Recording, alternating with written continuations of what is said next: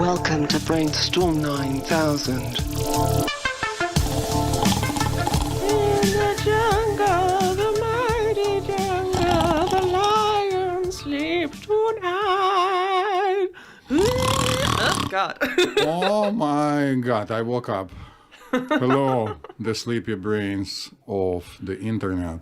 And welcome to another episode of Brainstorm 9000. This is the mental health podcast with a psychiatrist and a normal person.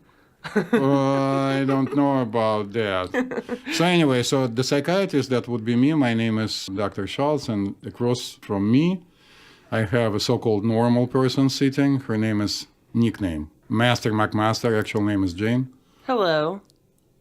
She's a philosopher, you know. Allegedly, they're normal. I mean, Yeah. that's really pushing it, but Yeah. So, as you probably have already guessed from my awkward attempts to pretend I was asleep, that we are going to talk about sleep. yes, we're talking about sleep and mental health and sleep and your brain and your thoughts and your sleep. But before, we would like to impress upon you a very interesting fact from American history. Yes, when you look up into the sky at night, what do you see? Me? Yeah. I see like an orange haze. I mostly see the flying saucers, but they always turned out to be either an airplane or a helicopter. But Okay. I'm still hoping to see the real one. One day, we Yes. will. Well, when most people look up into the sky at night, instead of seeing stars like we usually do, they see just a bunch of orange and yellow light because there are so many street lamps everywhere that are like polluting our skies. So we have so much artificial light actually that, fun fact, after the 1994 earthquake in Los Angeles, all the power went out and the police got a bunch of reports of a strange giant silvery cloud in the sky. I'm telling you, the UFO, right? No, actually, it was the Milky Way. They had my never God. seen it before because Los Angeles is always lit up at night with so many like streetlights and billboards and sports stadiums and all this shit that like the glow from the city is like all you see when you look at like from hundreds of miles away. Yes. That's all you see is this like glow. And it's, you know, it's not just Los Angeles. So 2/3 of the population of the United States and half of Europe, probably more, let's be honest, Right. live in areas where the night sky shines too brightly. The orange haze is too bright to be able to see the Milky Way with the naked eye. Yes, and why are we talking about this? We are talking about this fact because we need to illustrate to our listeners and probably to remind ourselves that our night, especially if you live in the large city or in the most of the United States, essentially does not exist anymore. Yeah, I grew up in the suburbs in sort of like the valley of California, Northern Right. California. So not near a major city. Right. And that's all I remember of my childhood. I remember like the first time we saw stars, we had to go like really up into the mountains. So essentially, we are used to the fact that we decide on any given day that we want to go to sleep, let's say at 10 p.m., 1 a.m., whatever, and we go to sleep and sleep an X amount of hours. All of us, myself included, hope to sleep continuously without any interruptions. Yes. And then you wake up, hopefully refreshed, and go to work or go have fun, go on vacation, and do whatever you want, right? That's basically the sentiment. Yes, that's the gist of it. That's the hashtag sleep goals. Right. So what's actually interesting is that until Thomas Edison invented the light bulb. Did you say Thomas Edison? Yeah, what's his name? Thomas Edison? Without H? Oh, no, there's an H. It's just silent. I'm just trying to be as British as I possibly can. Apparently, bad idea. So, an interesting fact is that actually until Thomas Edison invented the light bulb, The streets weren't lit up that much. Yes, That makes sense. in England, for example, in London, in the 18th century, they actually started lighting up the streets with different things that they had at the time, a gas lamp, and implemented lighting up the streets quite brightly. But if you compare all the gas lamps that they had in London at that time, or in New York City, which also started having them pretty shortly, it was like lighting up a match in the middle of the night compared to a very bright artificial light provided to us by the Edison's very bright lamp. Yeah. I know I said it so many times. And Edison was kind of a weird guy. He actually didn't like sleep that much. He kept saying that it's a waste of time. He was I'll famous. sleep when I'm dead. He was a very successful self-promoter and was very influential at the time. And people repeated what he said. So he said that sleeping more than 3 to 4 hours at night is a waste of time. But if you go and visit his house, for example, you see that he had a little couch on which apparently he took some naps. I also just want to throw out there, when he was younger, Thomas Edison was Right. super hot. Really? Yeah. Good looking guy. Okay. When he's younger. Google Thomas Edison young and, let me know what you think. But life in his eyes was basically similar to an assembly line. So if you run an assembly line, the less downtime you have, the better off you are, right? Right. Well, it turns out that we got used to this way of sleeping that we totally forgot how sleep used to be. And interestingly enough, two people simultaneously, one of whom was a professor at one of the universities in the United States who liked, after he taught people whatever he was teaching them, to read as much as he possibly could. His name was Professor Kirch, or you might want to say it Kirch, Kirch. Yeah, Kirsch, which is German for cherry. Oh, interesting. So Professor Kirch, after reading books and books and books about how people slept, discovered that actually it's clearly reflected in a lot of older resources that people had what we now call biphasic sleep. So, Biphasic sleep. meaning in old Europe, for example, life at night was kind of scary because it was very dark. They didn't have gas lamps, so they didn't have anything to light it up. So people went to sleep rather early. Curfews were implemented in a lot of cities because if you found yourself out on the street late at night, you would probably become a victim either to a wild animal like a wolf or to criminals. The cover of darkness is a great, great tool for predators, human and animal alike. Yeah, so people went to sleep, and then about halfway into sleeping, let's say around midnight or 1 a.m.-ish, they would wake up and had an hour when they felt energized, relaxed and happy, and went about their business. What business? Well, popular things apparently were cleaning yourself, eating. I do like a midnight snack. Yes, and of course, the most popular thing was having sex. And then they would go back to sleep and wake up in the morning when the sun would go up.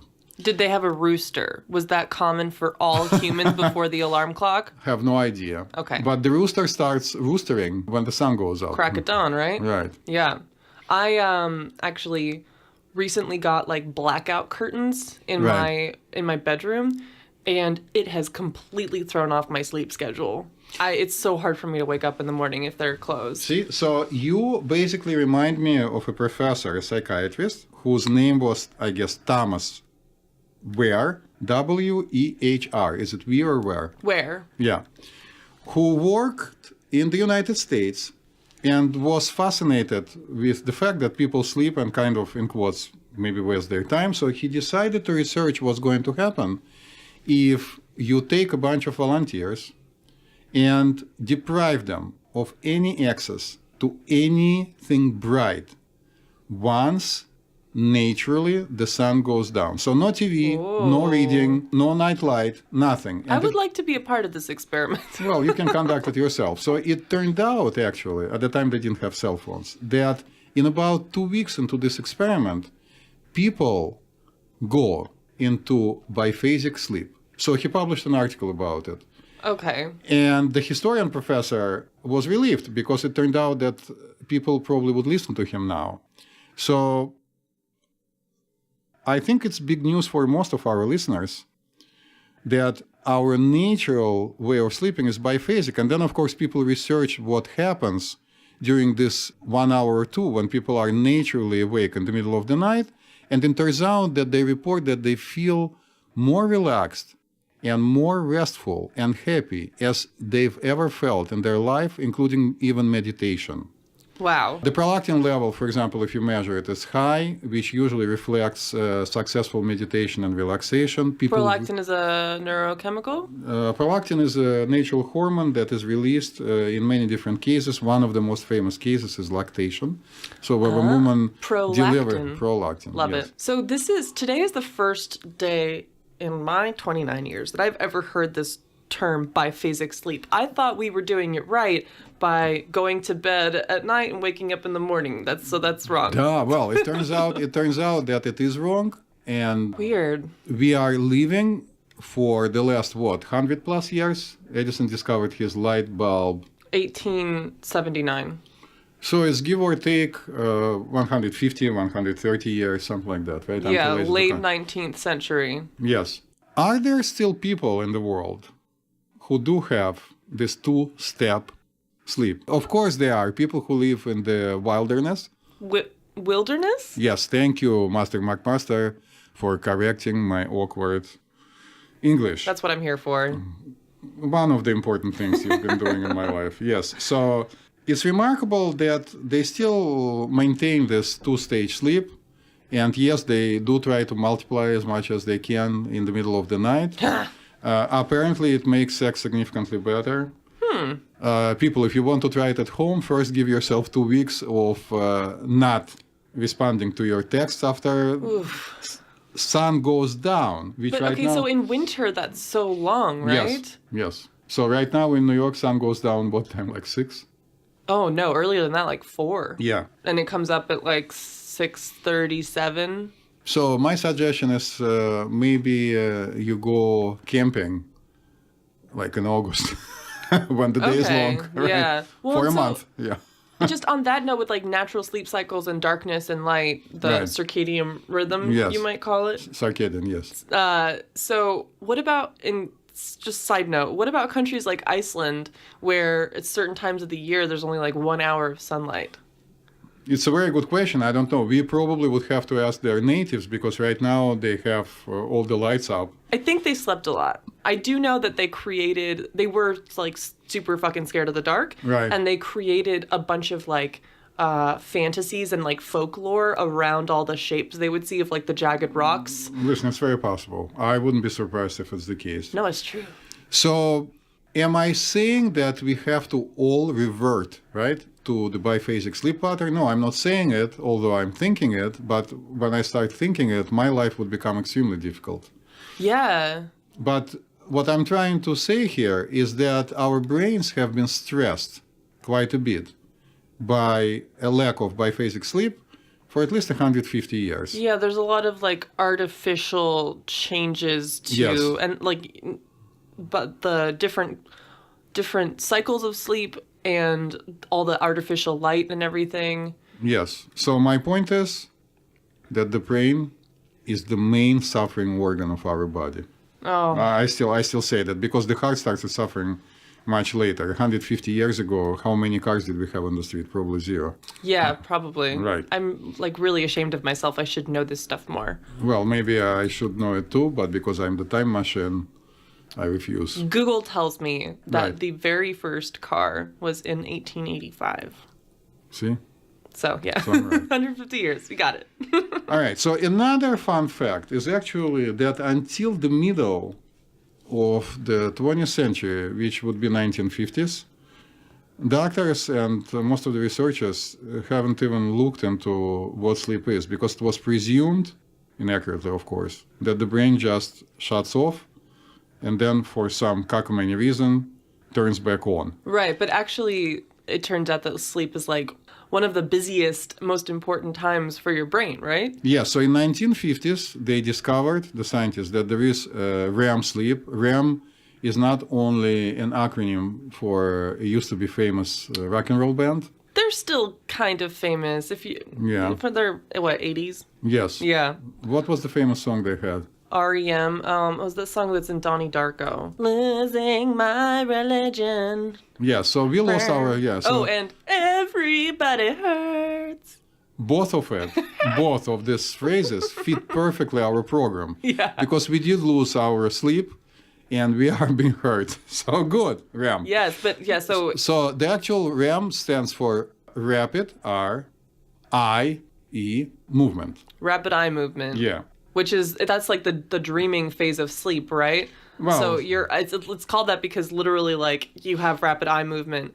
Your eyes are like you can observe it. Yeah, twitching all over the place, and you're like in a deep sound sleep, dreaming of like your old professor and your dog getting married. And You have weird sleeps, McMaster. look, I didn't have that dream. I'm just saying it would be pretty cool.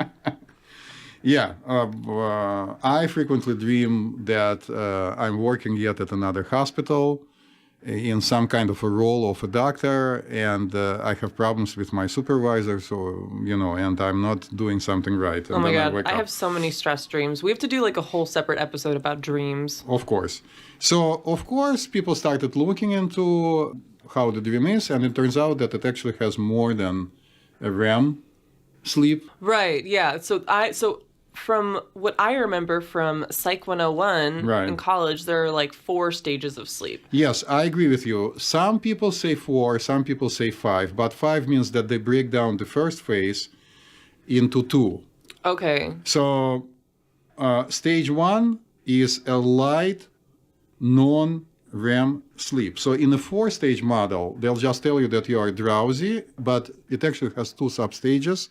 If you ask other people, one is when you are kind of feeling almost hypnotized and you are about ready to go to sleep, but if this is interrupted, right, you are just not going to be asleep and that's it. In the drowsy state, you are kind of floating into your sleep and you still can be easily awakened. And then the next phase that they distinguish is called a non-REM sleep, when there is no rapid eye movement observed, but a person is sound asleep, and waking a person up from this stage is not such a hot idea.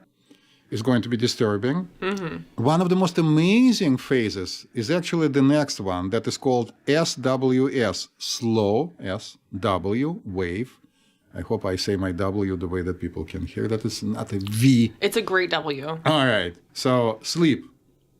Slow wave sleep. Yeah. So the funny thing is that it's called that because all of a sudden the entire brain synchronizes and starts producing frequency that is close to what is called delta. So it's about, let's say, 4 hertz, like a very slow wave that goes through the entire brain. So cool. There is no understanding why the hell is going on.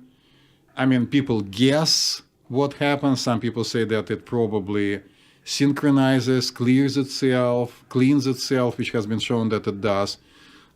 I would say, and there are some people who think like me, that probably it uploads and downloads information or kind of just refreshes. I would say that it probably also connects to the cloud. We don't know what it is, but it's very possible it does exist. But at least it probably renews the programs that it needs to reboot. I mean, just a guess, nobody knows. And then stage 4 is this famous, or should I say infamous, REM sleep. And that's what happens in REM sleep. The EEG, the recording of the brain activity, looks exactly like your and mine and hopefully all the brains of the internet who are listening to us and not falling asleep on us. So, like of an active person. But because of different hormones released and substances, one cannot open their eyes, even if they want to, and they're paralyzed. So they breathe, The brain is extremely active, but there's nothing they can do about it. So it's suggested that during the REM sleep, we see our dreams. Because if you wake up a person in REM sleep, they remember very clearly the dream that they saw. Right. Then in the 70s, Stanford University opened the first sleep lab, and then all hell broke loose. In what sense? That's when we learned about different real issues that people have with their sleep, like you've heard about sleep apnea. Right? Yeah, trouble breathing. So actually it turns out that a large proportion of the population of human beings on Earth right now do have it, and if you don't have it in your bedroom, somebody is experiencing it next door to you. I mean, I'm kind of kidding, but that's basically the reality of how we function nowadays. So at this sleep lab, did we discover then some of the benefits of sleep? Like, do we know what happens during sleep that's so good for you? We do know some, and we don't know a lot. Like, what we do know, that sleep is essential. First of all, I have to tell you, and I don't know what came first, a lot of Secret Service agencies, it's not only the KGB, which is a Russian Secret Service, now it's called the FSB, and it's not the CIA, but every single one used, and we saw it in movies, sleep deprivation techniques. When they make people not to be able to sleep through the night. In an hour, nothing happens, but in 24 hours, blood pressure goes up, it's recorded, a person becomes extremely irritated, and if you continue on, they actually can die. Yeah, and there's that genetic disorder, fatal familial insomnia. Right, which begins in the 40s. Yeah, where all of a sudden they're unable to sleep just no matter what they do, and they just die from it. They die. There is basically no treatment yet. So what we know very well is what happens if you don't sleep. Cruel scientists, I'm certainly joking, but it was a cruel experiment.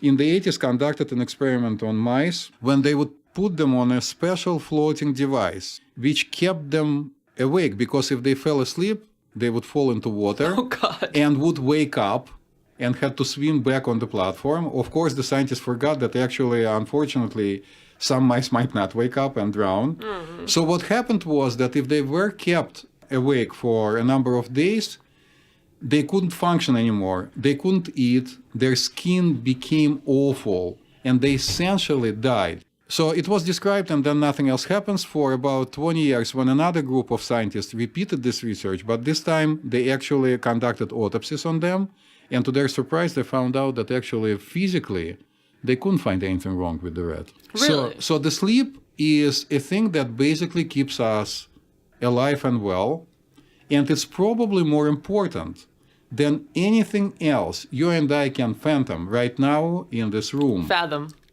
That we can fathom in this room. Thank you for correcting me yet again, Master McMaster. Because anything you say is going to be, or I say, is going to be less important than sleep for our health. So yes, people go to the gym, people try to, in quotes, eat healthy, end of quote. People try to maintain their physical health. People meditate, they practice yoga, you name it. And still it seems that it's all less important, because guess what? A large proportion of the population of the Earth doesn't do any of these things and still are alive. But if you take away this very important thing, sleep, people die. Yeah. And it can make you crazy, right? Like sleep deprivation? Well, first they go, in quotes, crazy, but then they die. And it all can be corrected by just a couple of hours of sleep. Literally, if you take a sleep-deprived person, they sleep for a few hours and they're fine. By the way, I forgot to tell you that this group of volunteers years ago, which was exposed to this terrible thing when you have no access to bright screens and to light, and you just experience the horror. The horror of the natural sleep cycle, the first thing they all did, they enjoyed their sleep. They slept for hours and hours and hours. And they couldn't do it before. And then once they discovered this biphasic stuff, you couldn't stop them. If you didn't have a job to wake up for, why wouldn't you keep sleeping? Yeah, but it becomes, well, some people have insomnia, so insomnia went away. So insomnia, this huge problem for people who don't know what insomnia means. Good for you, you lucky bastards. It's when you cannot sleep. So you either cannot fall asleep, or you wake up frequently, or you wake up too early and cannot go back to sleep. Which, yeah, for any listeners who have experienced mental health issues, probably experienced this, probably very familiar with this. Right. But I have to tell you, though, that based on what we just described for you about the biphasic sleep, it could be that a person maintains a healthy sleep pattern and just wakes up in the middle of the night for an hour or two. And if you have a tendency to enjoy it, there is nothing for you to treat. Treatment should be provided only for something that is dysfunctional, meaning doesn't allow you to enjoy your life the best you can. If you enjoy your life in the middle of the night when you are awake, and I have a couple of ideas of what activities can be enjoyable, that's fine. And the doctor does not need to give you anything because you are living a perfect life. But the majority of people don't. And I can talk about myself. I work long hours. My job, believe it or not, is stressful. Really? I'm just a psychiatrist, right? Yeah, So, how many hours of sleep do you usually get? well, I do try to get 8. And the reason for that is I went years ago to one of the meetings of the American Psychiatric Association where a group of researchers presented the data of the study that they were asked to do by NASA to see what is the minimum amount of time that the middle-of-the-road person needs to sleep to be functional, because they sent people to space. Right. And I remember very clearly the conclusion was that it's 8 for minimum for all the age groups, because they used to say that the older you get, the less sleep you need. I have heard that. Yeah, it's not true. So I try to sleep 8, but my sleep gets sometimes sketchy and interrupted. There are people who naturally don't need that much sleep. I wish I were one of those people. The person that I know about for sure was Christian Samuel Hahnemann. That's the doctor who discovered homeopathy. He also was a chemist, and he designed a method of testing the quality of wine that was used for ages. He published multiple papers. He spoke at least 10 languages. He was German. And a part of his income was from him translating medical books from different languages to different languages, actually. So he stayed up until 2 a.m. and he woke up around 6 a.m. Oh, God. He died 87 years old. And he was born in 1755, right? So he was born in the 18th century. So medicine was kind of very primitive at the time. I wish I only needed 4 hours of sleep. I'm afraid I have like Thomas Edison syndrome, which I feel like is really common in this our modern world where we're Yes. working and we always have to do things, and there's never enough time to finish our to-do list and check everything off. So I've come to view sleep as just like a waste of time and like a stressful thing. Like if I can't fall asleep or if I wake up in the middle of the night, I get super stressed out, and it makes it even harder for me to sleep because I'm like, oh shit, I need to get this amount of hours of sleep in order to do all this stuff tomorrow. Yes. So it could be that sleep deprivation that most of the people experience nowadays in so-called civilized, end of quote, countries could be one of the strong contributing factors to a lot of illnesses, including early dementia.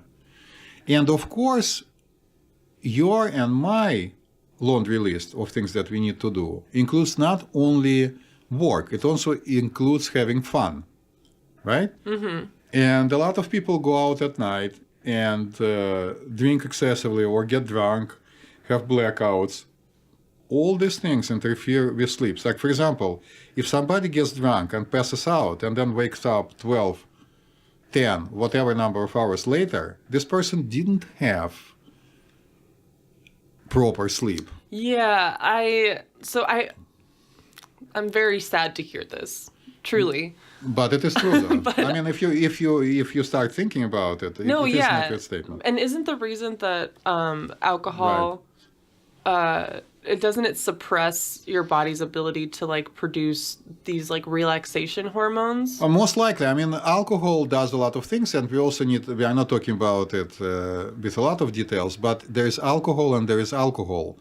There is alcohol that happens in nature, which is alcohol produced as a result of natural processes. So wine, beer, right? And then there is alcohol that is distilled, liquor. So liquor is very unnatural. And like it or not, and hearing it from me, I'm from Russia, where allegedly we drink a lot of vodka. Some of us do, some of us don't. So wine and beer are probably better for you. But if you get drunk on beer after drinking, I don't know, whatever number of beers, or on wine, it's still not such a hot idea, because it's going to disrupt the natural cycle of sleep. And listen, even animals who don't understand anything are forced by nature to sleep. So apparently it's crucial to spend such an enormous amount of time sleeping.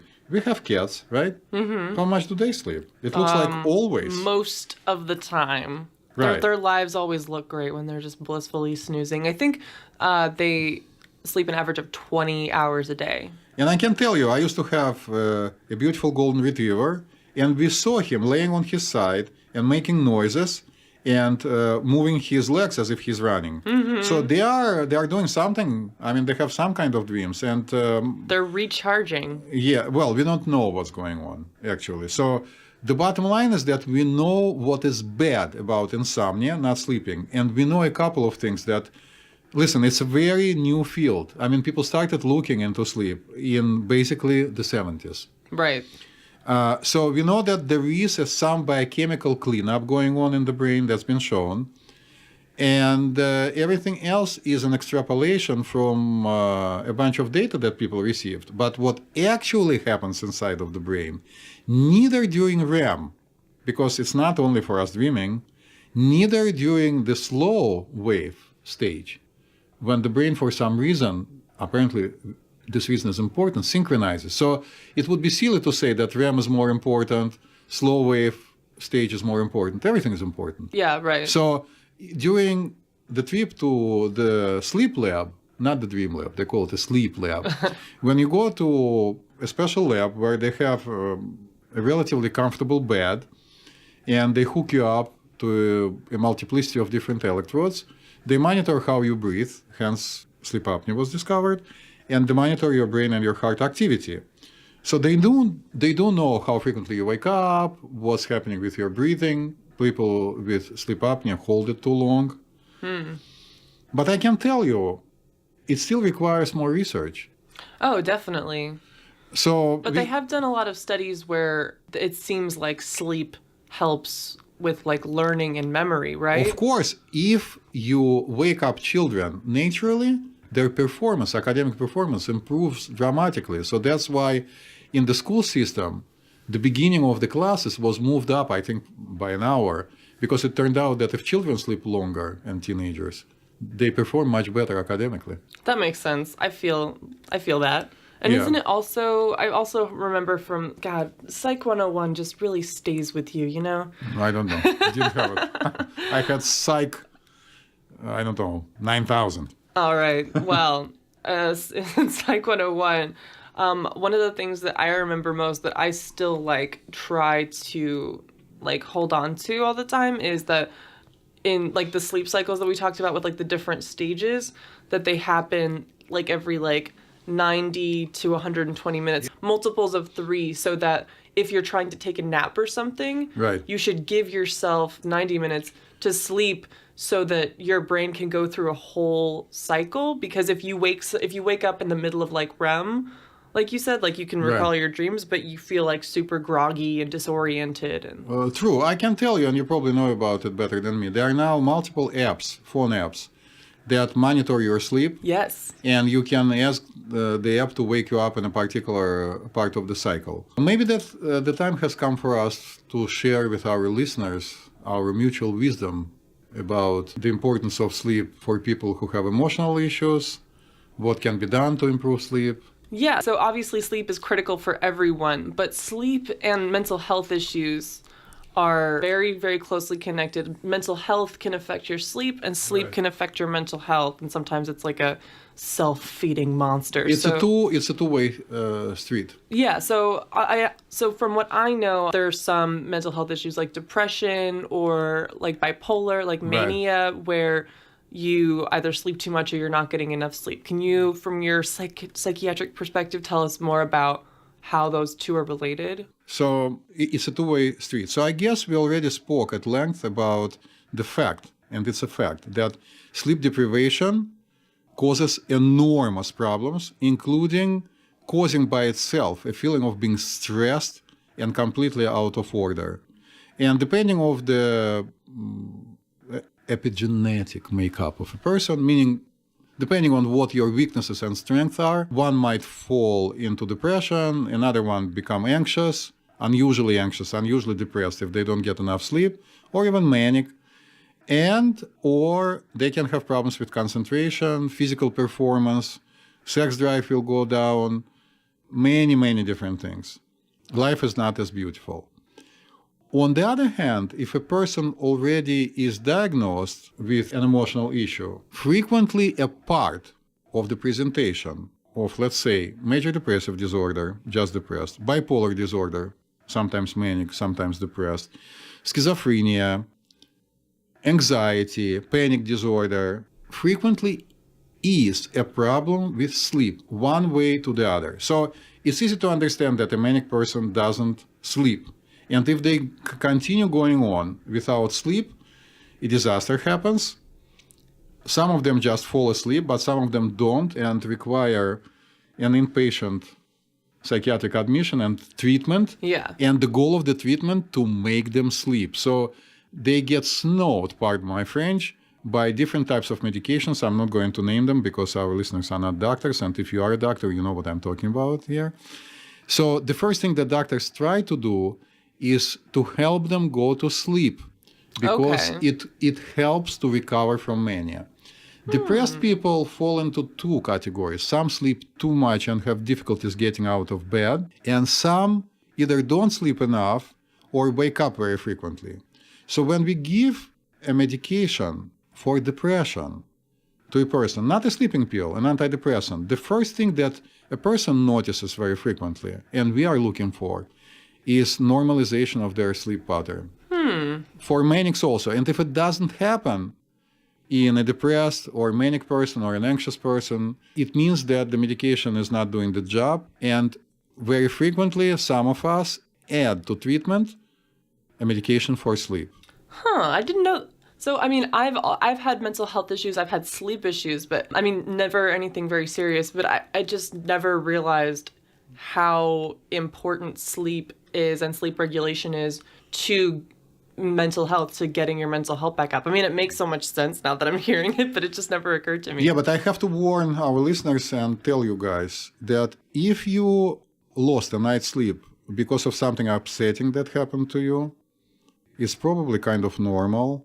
So don't immediately reach out for powerful sleeping medications. I can tell you that most of them, not all of them, but most of them, if taken on a regular basis, begin to cause a disruption of the sleep. They call it architecture. Remember, we spoke about 4 or 5 phases. So, for example, you might lose the REM phase.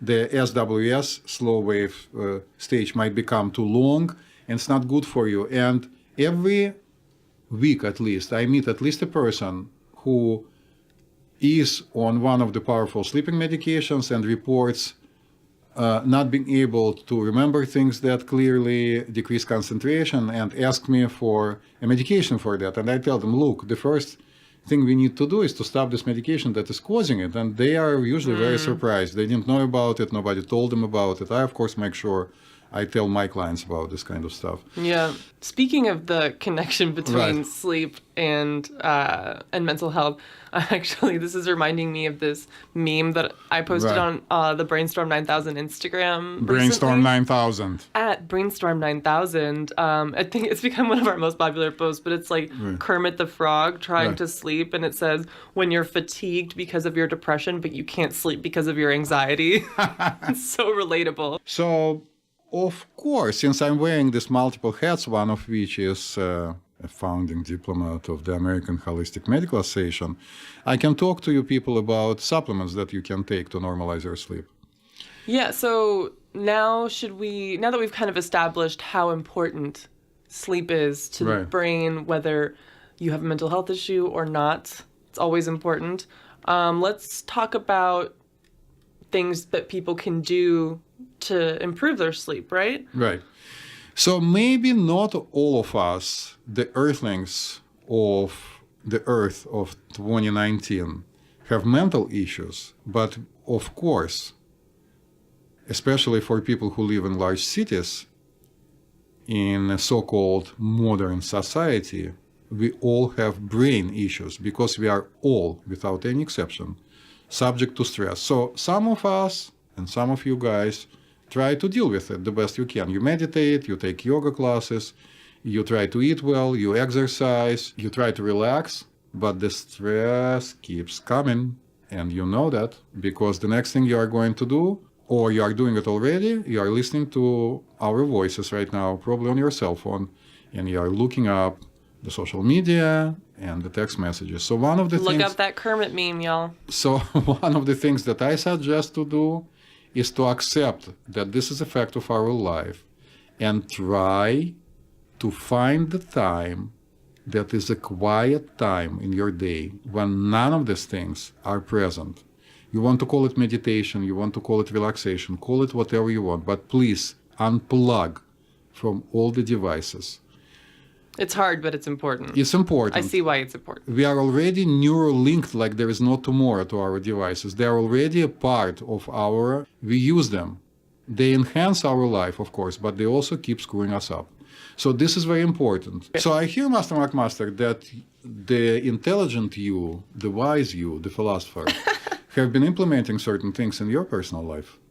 I have been trying to have better, quote, sleep hygiene. Okay. And we talked about this a little bit a while back in our screen addiction episode. But Yes. the screen use is a huge part of it. So I've been trying to do a couple things to maintain my sleep hygiene, which includes things like things you probably heard before, like not doing things in your bed besides sleeping or getting busy. Right. Because if you associate your bed with things other than sleep, like reading or watching TV or like working, then it's going to be harder for you to fall asleep. Oh my God, you have no TV in your bedroom? I moved to a new apartment, Right. and now that I have multiple rooms, Right. the TV is in the living room, so there's no TV in my bedroom. Of course, I have TVs in both living and okay. And yeah, so screens are a big part of it. So I Yes. try to not look at my screen like for the last hour before I go to sleep, although this is very difficult for me and I relapse on this a lot. Of course. It's hard not to like Right. keep checking Instagram up until you go to sleep, and you have to set your alarm and stuff. So I actually got an alarm clock, an old-fashioned alarm clock from my bedroom, so that I could use that as an alarm instead of my phone. Fantastic. So that because I feel like looking at your screen right before you go to sleep and the first time when you wake up, it's just Crazy. it's disorienting, and it's amazing how much more rested I feel when I actually do this stuff and kind of like, it sounds cheesy, but unplug. And I mean, like exercise and meditation are parts of this. I'm not great with meditation. We have established this. I am working on it. Okay. But it can be really hard for me to fall asleep because I have anxiety. I've got a very busy brain. Right. So one thing that really helps me is like easy meditation, which is with like when I have one of those meditation apps. Right. And they have specific meditations that are like for falling asleep. And they have like little sleep stories. Mm-hmm. And it's very calming, and it makes it very easy to fall asleep in a natural, stress-free way. Fantastic. Generally speaking, things that help people to have a normal, enjoyable sleep after which you feel great on the top of the world go against what we are used to in our current culture. For example, Right. going to sleep whenever you feel like going to sleep and waking up whenever you feel like waking up. And don't tell me that it's possible on weekends, because most of the people go out on Fridays and Saturdays. Somehow in the United States of A, I'm noticing that people don't go out that much on Sundays because probably they have to go to work the next day. I have no idea.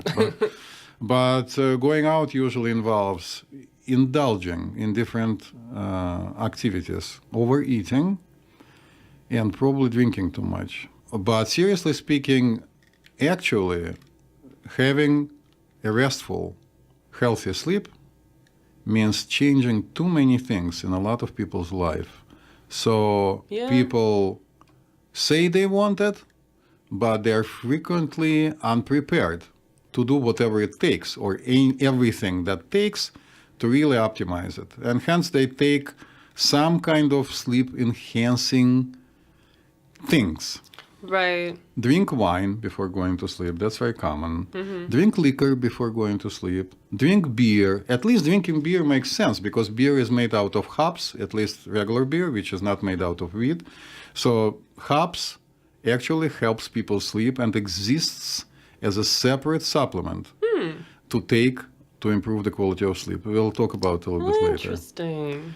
So if you do whatever you are not supposed to do all day and then meditate before going to sleep for 10 minutes without knowing how to meditate properly, I don't know how good it's going to sync with the idea of having a better sleep pattern. I'm not saying here that people need to be drugged to go to sleep, but I totally understand that with modern lifestyle, which includes working too much, having a very stressful job, A lot of overstimulation. a lot of overstimulation and stress, I totally understand people who do use sleeping aids. Yeah. But if you talk about sleep hygiene, the overreaching advice that I can give, which encompasses everything and anything you need to do, is if you want to, try to have a healthy lifestyle, and then you'll sleep okay. Yeah, Do it's all connected, isn't it? Of course. Do I have a healthy lifestyle? Absolutely not.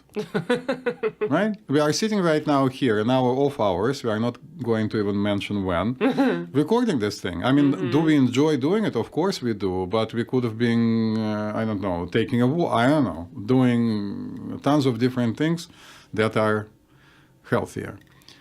All that being said, I also would like to point out that I was working on something that I'm trying to complete in writing this morning and saying a lot of interesting things, and it dawned on me that actually Thomas Edison, who, by the way, has not been credited by everybody a title of a person who discovered and invented the bulb. Really? Yeah, there are two other contenders. It doesn't matter, maybe more. He at least introduced it successfully. So yes, this person unintentionally or intentionally altered our beautiful biphasic sleep cycle. Right. But maybe that led us to do a lot of other things that actually went on to disrupt even more things. Yes. But we have been enjoying. So maybe if Edison didn't discover the bulb, we wouldn't have an iPhone. Who knows? Yeah, I feel like life was probably a much more calmer and much less complicated and less bright Right. and loud before the light bulb. Yeah, so we are in a different situation. Our civilization is evolving into whatever it's going to evolve. Maybe we'll all go to Mars. I don't know. And certainly nobody leaves this planet the way it is right now alive. We all are going to die at some point. But kind of happily, right? Because we can go to the movies. We can enjoy loud music. People like going out. It's not that bad. It's just sleep. Sleep is probably very different from the way it used to be, but nobody's falling apart. I mean... Yeah, we're doing okay. We are doing okay. So unless you want to make a dramatic switch and move from New York City to something like Rishikesh in India or something like that, like very far, you'll wind up having, in quotes, an unhealthy lifestyle, end of quote, and probably not sleeping that great most of the time, but it's okay. Yeah, it's kind of crazy considering how important sleep is to human beings and Yes. your life and your well-being. It's kind of crazy how like low we prioritize it. Yes, because we don't know about it, nobody talks about it. We have, I'm quoting, other things, other important things to take care of. Yeah. End of quote. And on the other hand, I'm very optimistic because modern medical technology might come to the point when you come home and there is a machine instead of your bed, which looks like a sarcophagus. And you open it and you push a button and a helmet embraces your shaved head because it's in the future, right? Nobody's going to have hair. No. And puts you into a proper sleep cycle. It's like in the Alien movie. Oh, there are so Sigourney many. Weaver's in that little sleep Yeah, pod. So, yeah. But there are other movies. Yeah, so I guess it's coming. Yeah. So if we don't have any other sleep hygiene recommendations, I would love to get to our listener questions. Oh, beautiful. Yes, so for those of you who follow us on Instagram, you might have seen that we posted a call for questions about mental health and sleep and brain health and sleep at Brainstorm 9000. Feel free to follow us. We're going to be doing more of this in the future, answering listener questions. Yes, we are not So- going to talk about sleep anymore. No. So people don't fall asleep on us. Right. Okay, so one question that we got from at Tapo Right. is, how does napping affect your mental health?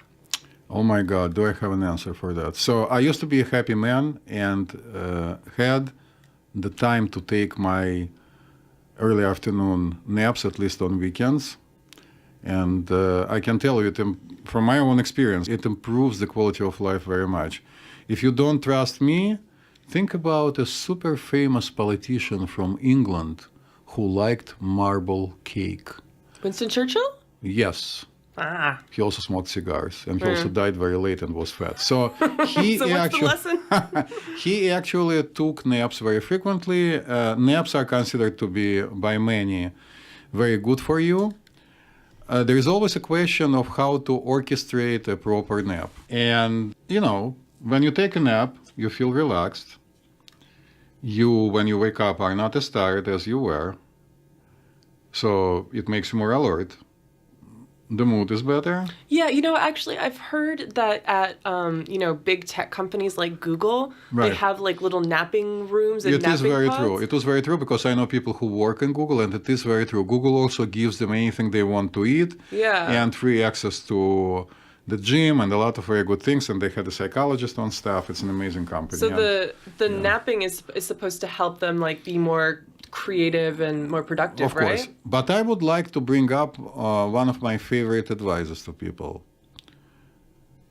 You guys are all different. We all are different. And what is good for one could be not that great for another. So you need to figure out whether afternoon napping enriches your life and makes it better, or makes you groggy for the rest of the day and you cannot function properly. I do know people of both types, actually. I have to tell you, I know people who don't have to limit themselves. So they go to nap when they feel like it, and they wake up spontaneously. And still, some feel, myself included, very much rested and can function, and some don't.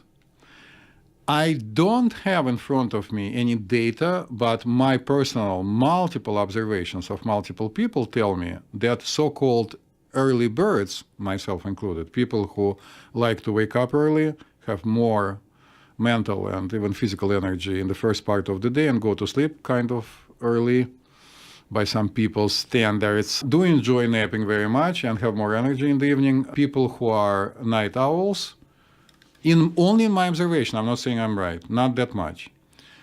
Also, I would like to tell you that I recently learned a trick of how to combine good stimulating qualities of coffee and, can you say coffee with a Long Island accent? Coffee? Yeah. So coffee, some people say is good for you, some people say is not. We'll never find out. But people who do want to utilize coffee to be able to increase their performance in the afternoon, because a lot of people report that around 2 or 3 or 4 p.m. they have this thing when energy goes down. Yeah, it's 3 p.m. feeling. So it turns out, according to what I read and experimented with, that actually coffee kicks in about 20 minutes.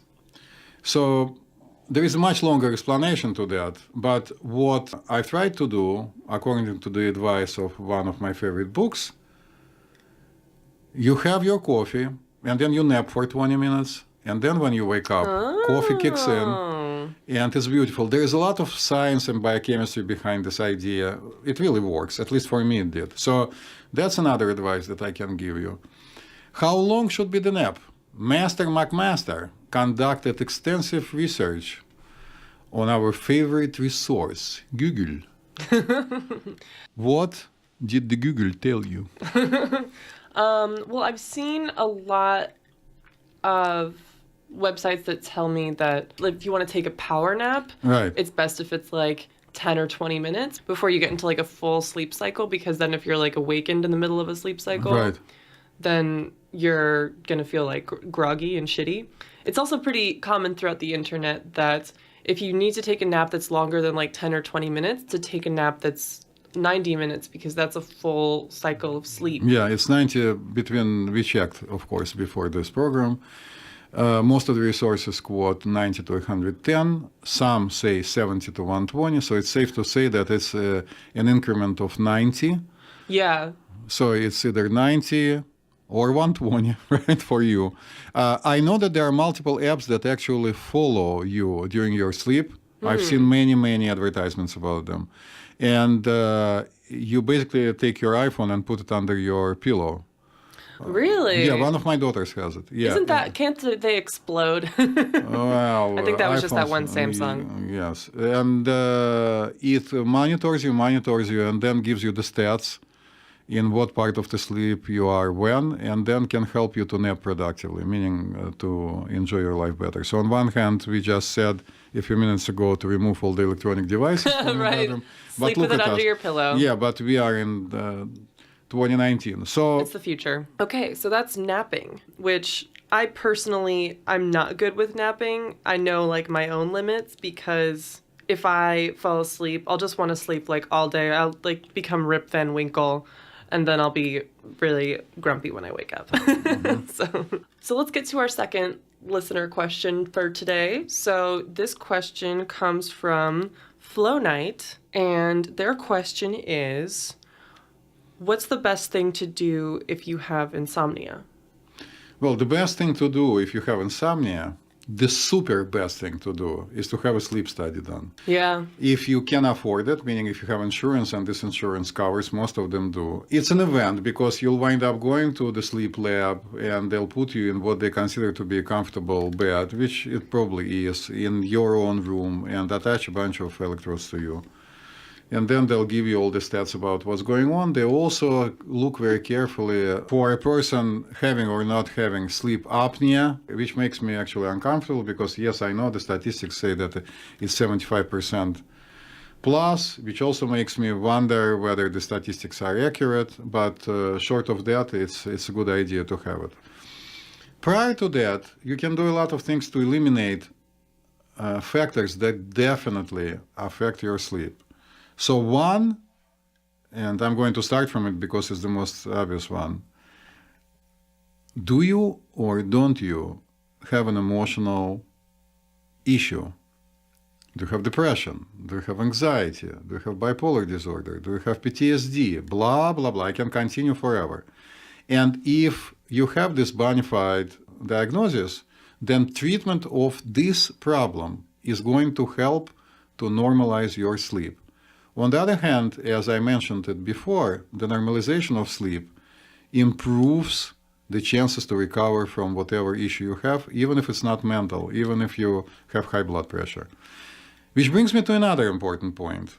Get a physical done. Because if you have a dysfunction in your body, of any sort actually, your sleep is going to suffer first. Everything is connected very closely. Right. It could be something you don't even think about. Yeah, vitamin D deficiency, very common in city dwellers, easily correctable. Thyroid dysfunction, blood pressure is too high, too low. Yeah, I never thought about that. Also, if you take contraceptive pills or have a medicated contraceptive device, sometimes you can trace your sleep problems back to the time when you started taking a particular pill. There are literally hundreds of them. And you might want to consult a specialist, meaning your GYN, about probably playing around with different pills and see whether it's not going to change your sleep cycle. Right. Okay. The pill contains hormones. Intrauterine devices also frequently are medicated, but something for you to consider if you can trace it all the way back. Also, you need to look around you and see whether or not, and I guess you don't even need to look for a very long time, you have stressors in your life that could be contributing to your insomnia. Yeah. So what I'm saying, the best thing to do is to decide whether or not you can remove obvious, apparent factors that could alter your sleep. Sometimes the answer could be, no, I can't. I have to work 105 hours a week. Wall Street people, or lawyers, or doctors, or, people who are in residency training, physicians.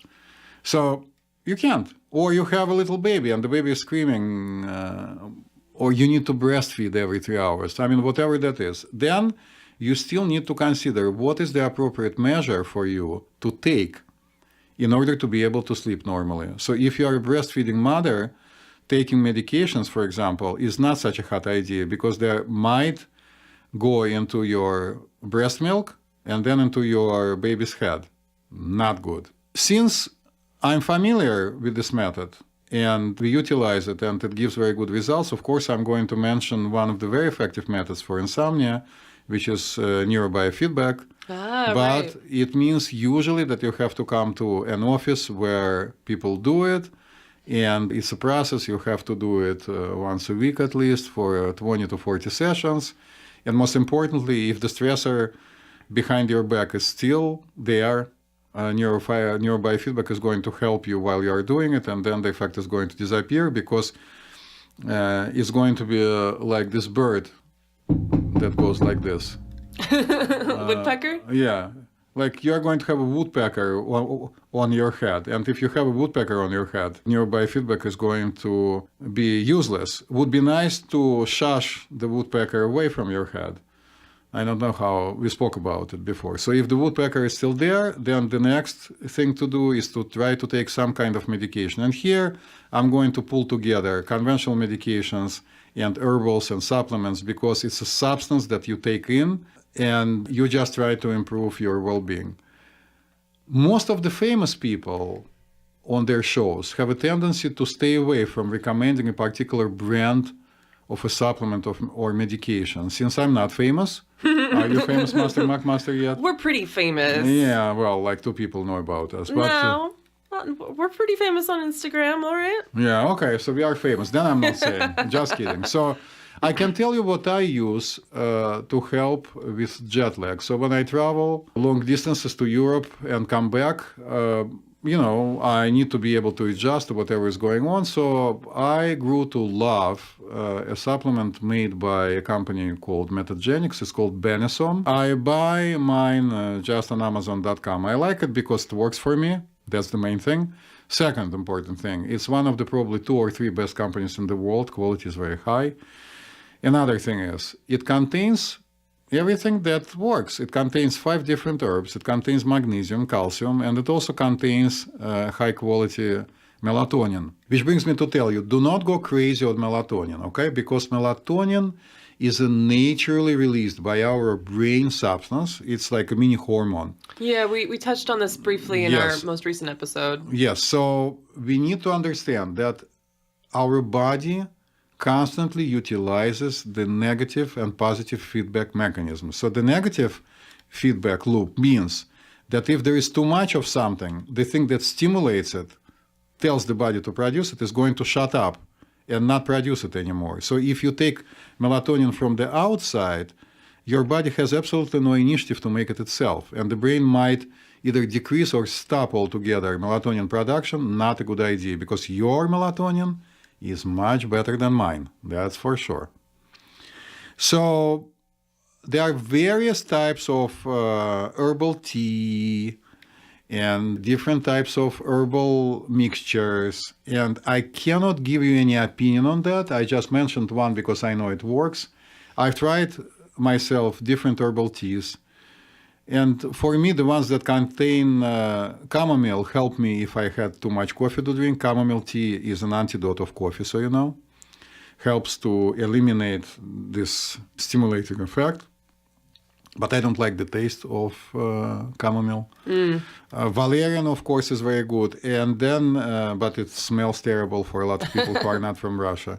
So a combination of an extract of hops, I mentioned before, valerian, maybe chamomile, and a bunch of other herbs can be very helpful for a particular person. You just need to try a few and figure out which one works.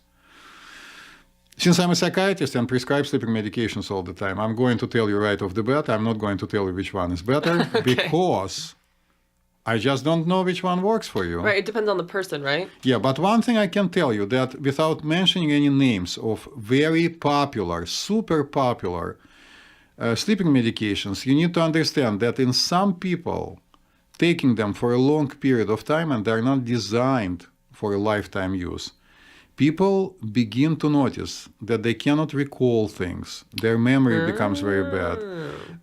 Some people wake up disoriented. Some people wake up disoriented in the middle of the night.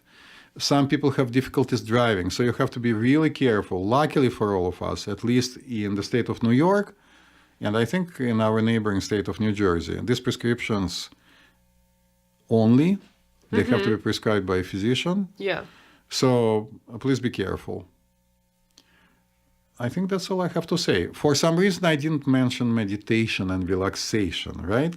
Oh, yeah. And I didn't mention them because if you decide one day that you are going to sit on the floor in a very uncomfortable position and sing Om without knowing how to sing it, and try to stay quiet for 10 minutes, it's not going to work. You don't know what to do. So you need to go and take lessons. You need to become basically part of the community in which people learn how to meditate.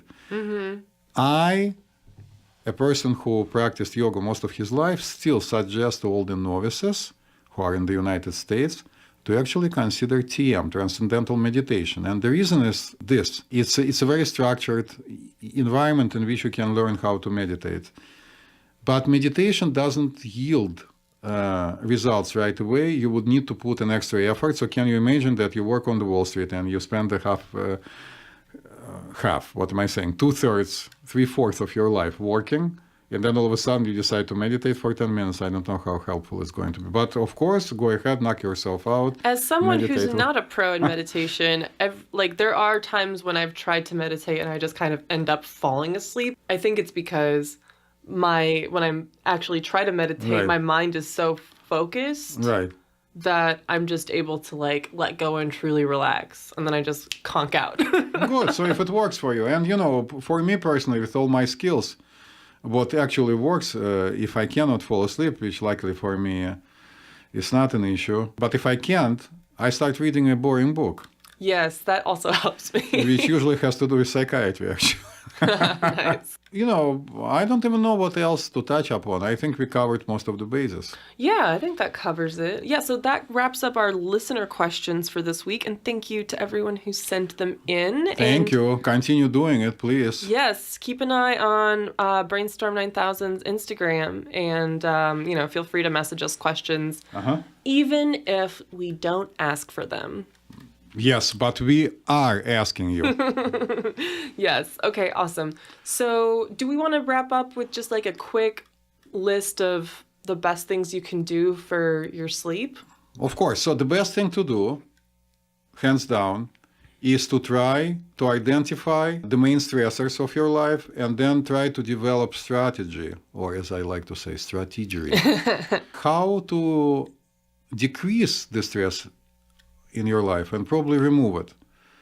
Like literally, listen, if you are losing your sleep over a bad relationship, get out.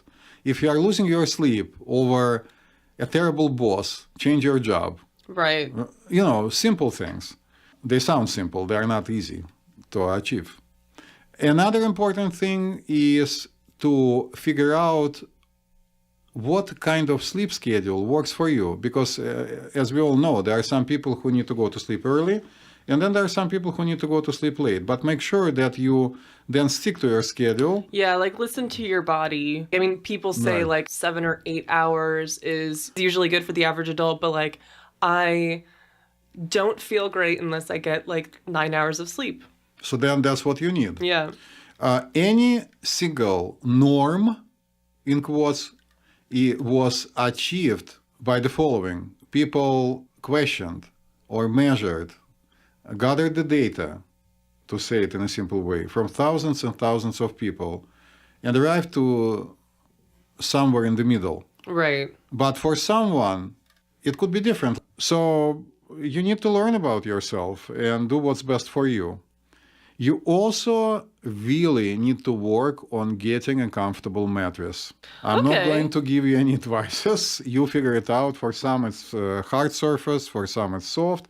Whatever that is. Also, simple stuff. Try not to eat too much before you go to sleep. Certainly, I already spoke at length about alcohol. We are all human of the 21st century. And of course, people drink and go out. But as a rule, it shouldn't be the case, especially during the work week. Or maybe if you do have a few drinks, if you like drink a bunch of water before you go to bed? I don't Would know that help? No, only time decreases the level of alcohol, nothing else. You cannot flush it out. Drinking is drinking is drinking, and let's be honest with ourselves. I mean, you can say, but Schultz just told us that hops helps to go to sleep, so how about having a couple of beers before going to sleep? Well, beer also contains alcohol, so I guess I don't need to continue. So if you can live a healthy lifestyle, if you can remove stress from your life, and if you can't, and you are stuck in a particular uncomfortable situation, please make sure you sleep. Take medication. Yeah. If you need it, if it's going to help you. Yes, do Yeah. it. So on this positive note, as always, I suggest to people to keep their brains open and to shut their brains at night, which is actually not true. They still work for at least 7 to 8 hours. Yes. And on that note, I would like to throw out a keep your brains open to our social meds. Want to do a quick plug. So thank you to everyone who has been like following us and commenting and like engaging with our content. So if you're not already following us, you can find us on Instagram and tweeters at brainstorm9000. And you can also find Dr. Schultz at dr.schultz. I also want to throw out a thank you to all of our new subscribers and downloaders. Thank you so much. Yes, please subscribe and download our episodes. Even if you don't listen to them, if you download them, it helps our rankings. And please, if you haven't already, please give us a rating and a review on iTunes. We love your feedback and your input. And if you're listening to our podcast on Apple Podcasts right now on your phone, it's so easy to do a rating and review. So do it right now. You just click on the part of your screen that says Brainstorm 9000. It's below the title of the episode. And then you scroll all the way down to the bottom where it says reviews. And then you just tap on the stars and, give it 5 stars if you want. And They cannot give us 7 stars? No, it's a max of 5. I know. It sucks. So if you have more than 2 seconds, then you can click on the little write a review button and type something and press send. It's so easy and it really helps us. Thank you very much for being good sports, the brains of the internet, and just normal people. Goodbye. All right. Thanks, everyone. See you next week.